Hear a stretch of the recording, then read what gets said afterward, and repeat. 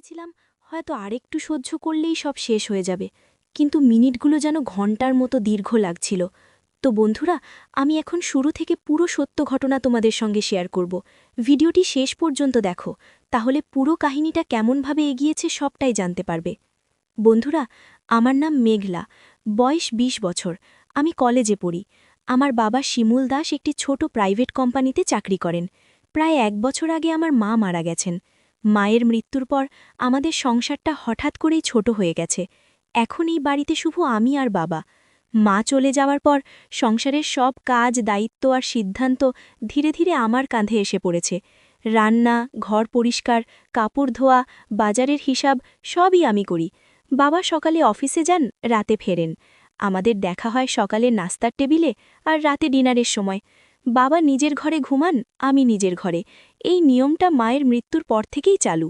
সম্পর্কটা খারাপ নয়, কিন্তু মায়ের মৃত্যুর পর থেকে আমাদের দুজনের মাঝখানে একটা অদ্ভুত নীরবতা জমে আছে, যেন দুজনেই আলাদা আলাদা শোক বয়ে বেড়াচ্ছি। আমাদের বাড়ির পাশেই আমার মাসির বাড়ি। মাসি প্রায়ই আমাকে ডেকে বলেন, মেঘলা, রাতে দরজা বন্ধ করে ঘুমাবি, অকারণে কাউকে ঘরে ঢুকতে দিবি না।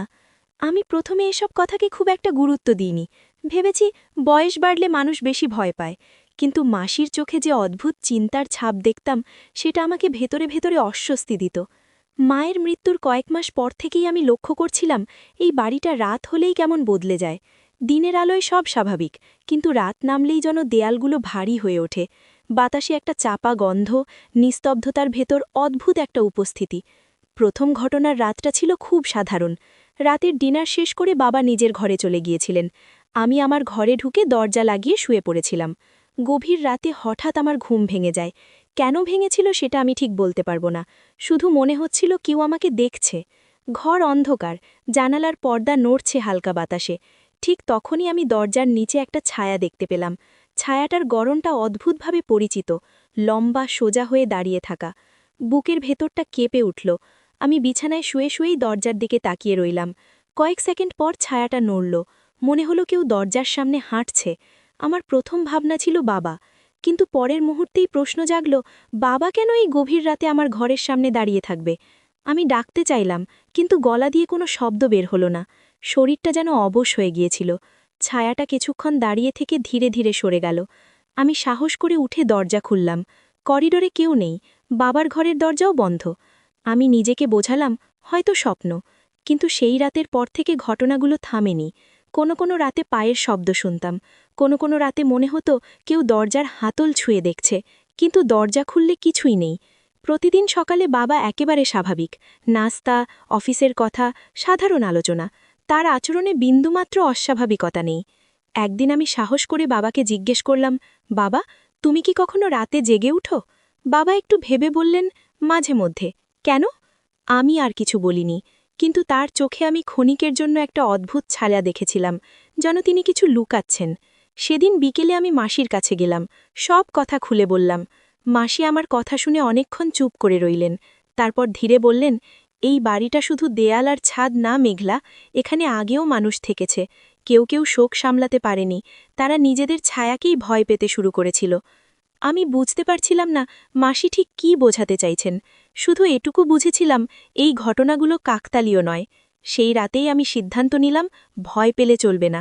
আমি দরজা ভেতর থেকে ভালো করে বন্ধ করলাম, আলো নিভালাম না। ঘড়িতে তখন রাত ৩টে। হঠাৎ আবার পায়ের শব্দ, এবার আরও স্পষ্ট। দরজার সামনে কেউ দাঁড়িয়ে আছে, কিন্তু দরজার নিচে কোনো ছায়া নেই। আমার বুকের ভেতরটা ঠান্ডা হয়ে গেল। তখনই বুঝলাম, যা কিছুই এটা হোক, এটা আগের মতো নয়। আর এই রাতের পরেই আমার জীবন একেবারে বদলে যেতে শুরু করবে, সেটা তখনও আমি জানতাম না।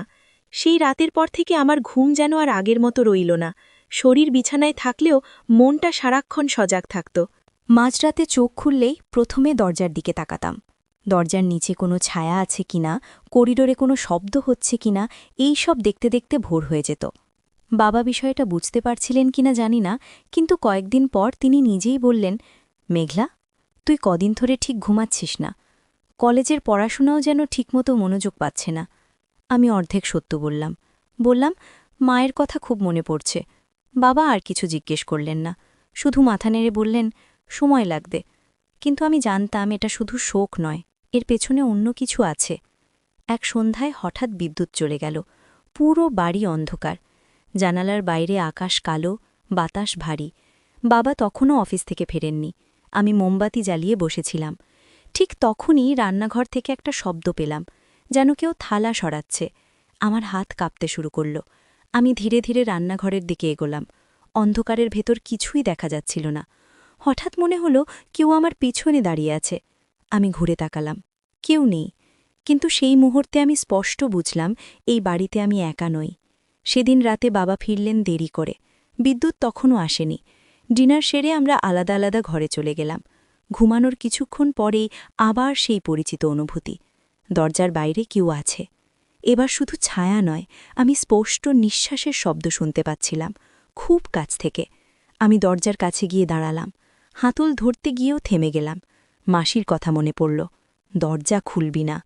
আমি দরজা খুলিনি। কিছুক্ষণ পর শব্দ থেমে গেল। পরদিন সকালে আমি মাসির কাছে গেলাম। এবার তিনি আর ঘুরিয়ে কথা বললেন না। তিনি বললেন, মেঘলা, তোর বাবার জীবনে একসময় এমন একটা ঘটনা ঘটেছিল যেটা সে কাউকে বলতে পারেনি। সেই চাপা কষ্ট, অপরাধবোধ সব মিলিয়েই এই ছায়ার জন্ম। আমি অবাক হয়ে বললাম, বাবার কি ঘটনা?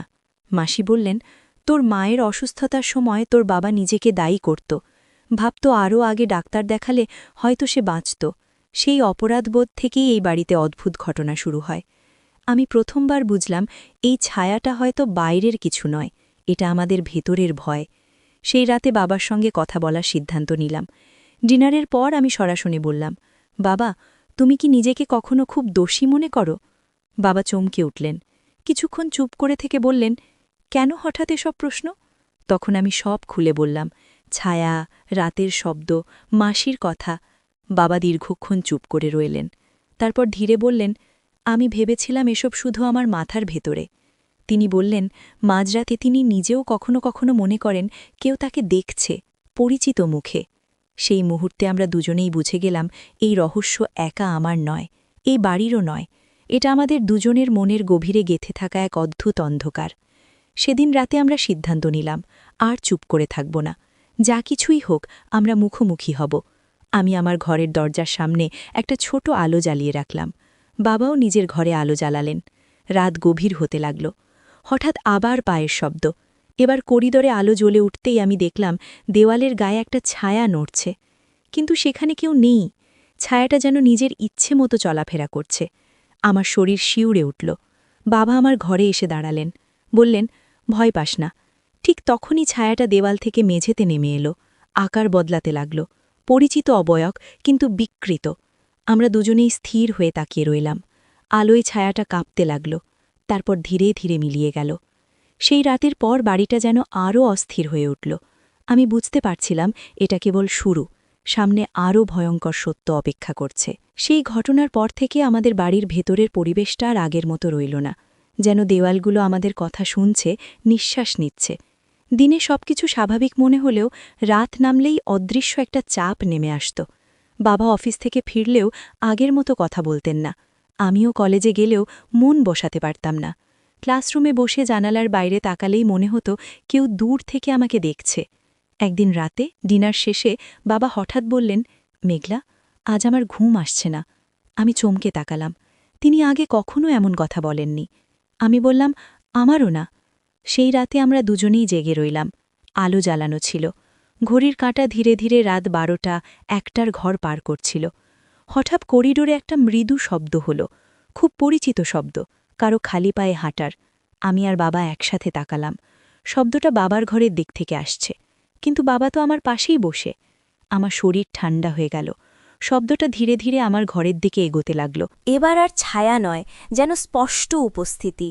দরজার ওপাশ থেকে কেউ খুব ধীরে, খুব ঠান্ডা গলায় ফিসফিস করে বলল, মেঘলা। আমার নামটা এমনভাবে উচ্চারণ করা হলো যেন বহুদিনের পরিচয়। বাবা সঙ্গে সঙ্গে উঠে দাঁড়িয়ে বললেন, কে ওখানে? কোনো উত্তর এলো না, কিন্তু দরজার হাতলটা খুব ধীরে নড়ল। আমি তখন বুঝে গেছি এই সত্তা আমাদের ভয় দেখিয়ে ভাঙতে চায়। আমি বাবার হাত শক্ত করে ধরলাম, জোরে বললাম, তুমি যদি থাকো, সামনে এসো, অন্ধকারে লুকিয়ে থেকো না। কয়েক সেকেন্ড নিস্তব্ধতা। তারপর করিডোরের আলো হঠাৎ নিভে গেল। ঘরের ভেতরে থাকা আলোটাও কয়েকবার কেঁপে উঠল। দেয়ালের গায়ে একটা ছায়া ফুটে উঠল। এবার সেই ছায়াটা বাবার মতো নয়, এটা যেন অনেকগুলো মুখ একসাথে জোড়া লাগানো, চোখগুলো ফাঁকা, মুখগুলো নীরব চিৎকারে আটকে আছে। আমার গলা শুকিয়ে গেল। বাবা ধীরে ধীরে বললেন, এটা আমাদের ভয়, এটা আমাদের শোক। তোর মায়ের মৃত্যুর পর আমি নিজেকে ক্ষমা করতে পারিনি। আমি বিশ্বাস করতাম আমি তাকে বাঁচাতে পারতাম।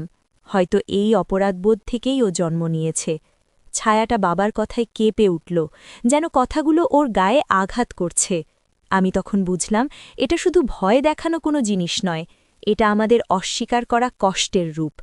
আমি গভীর নিঃশ্বাস নিয়ে বললাম, আমরা আর লুকাবো না, আমরা ভয় পাব না। আমাদের শোক আমাদের, তুমি তার মালিক নও। সেই মুহূর্তে ছায়াটা বিকৃতভাবে ছটফট করতে লাগল, দেয়ালের ওপর দিয়ে ছড়িয়ে পড়ল, আবার সংকুচিত হল। হঠাৎ একটা তীব্র শব্দ হল, যেন বাতাস ফেটে যাচ্ছে। তারপর সব শান্ত, আলো আবার স্থির হল, করিডোর ফাঁকা, কোনো ছায়া নেই। সেই রাতে আমরা অনেকক্ষণ কথা বললাম। বাবা প্রথমবার মায়ের মৃত্যুর সময়কার সব কথা খুলে বললেন, তার অপরাধবোধ, তার না বলা কান্না। আমি বাবার পাশে বসে শুনলাম। মনে হলো এই কথাগুলো বলা খুব দরকার ছিল। পরদিন সকালটা অদ্ভুতভাবে হালকা লাগল, যেন বাড়িটা একটু নিঃশ্বাস নিতে পারছে। কিন্তু আমি জানতাম সবকিছু এখানেই শেষ হয়ে যায় না, কারণ কিছু ভয় একবার হারালেও তারা আবার ফিরে আসে, যদি আমরা দুর্বল হই। কয়েকদিন শান্ত কেটে গেল। তারপর এক রাতে আবার অদ্ভুত ঘটনা ঘটল। আমি ঘুম ভেঙে দেখি জানালার বাইরে ছায়া নড়ছে। এবার সেটা করিডোরে নয়, বাইরে। আমি পর্দা সরিয়ে তাকালাম, উঠোনের মাঝখানে একজন দাঁড়িয়ে, বাবার মতো দেখতে, কিন্তু মুখটা অন্ধকারে ঢাকা। সে আমার দিকে তাকিয়ে আছে। আমি জানতাম এটা শেষ খেলা। আমি জানালার কাছে হাত রেখে বললাম, তুমি আর আমাদের ঘরে ঢুকতে পারবে না। সে ধীরে ধীরে পেছনে সরে গেল, অন্ধকারে মিলিয়ে গেল। আমার বুকের ভেতর তখনও ভয় ছিল, কিন্তু তার চেয়েও বেশি ছিল দৃঢ়তা, কারণ আমি বুঝে গেছি এই গল্পের শেষটা সামনে, আর সেই শেষটা সহজ হবে না। সেই রাতের পর আমি আর বাবা দুজনেই বুঝে গিয়েছিলাম এই অদ্ভুত উপস্থিতি হয়তো আর আগের মতো ঘরের ভেতরে ঢুকতে পারবে না, কিন্তু পুরোপুরি শেষও হয়নি। বাড়িটা দিনের বেলায় স্বাভাবিক থাকলেও রাতে অদৃশ্য একটা সতর্কতা আমাদের ঘিরে রাখত, যেন অন্ধকার একটু দূরে দাঁড়িয়ে অপেক্ষা করছে। বাবা অফিসে যাওয়ার আগে আমাকে বলতেন, দরজা জানলা ঠিকমতো বন্ধ করিস। আমি মাথা নেড়ে দিতাম, কিন্তু ভেতরে ভেতরে জানতাম শুধু তালা দিয়ে সবকিছু আটকানো যায় না।